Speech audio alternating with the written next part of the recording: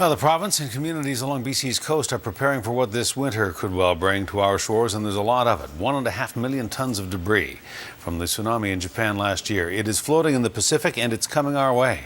Some debris, as you know, has already washed up on BC's beaches, but the bulk of it is still likely months or more away.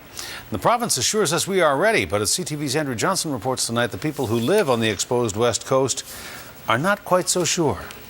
It's coming, but when and how much will there be?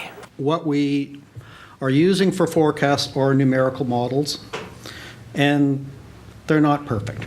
A joint provincial-federal committee is predicting the majority of the debris from the 2011 tsunami in Japan that's destined for BC shores will wash up slowly over a period of 2 or 3 years. The majority of tsunami debris that floats or is just below the surface is affected by ocean currents, and that will arrive with winter storms, perhaps this year and certainly by 2013. Phase 2 of the government's tsunami debris management plan will focus on how the province will work with coastal communities on beach surveillance, collecting debris, storing it, then ultimately deciding how it can be disposed of. Whether that be through recycling or reuse, which is our ideal endpoint, or whether that's through disposal. And if it is through disposal at an established facility, those are local government facilities and we need to be working in partnership with them. The response will rely heavily on volunteers. So the NOAA gave the Western states $50,000 each. Ucluelet's manager of Environmental and Emergency Services has put together a plan off the side of her desk and expects the cleanup won't come cheap.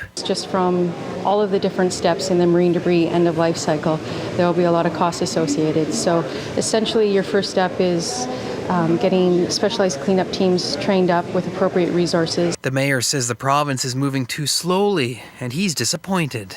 The longer they wait, the more they will have to react, and often when you react, you waste money, you waste people's energy and effort.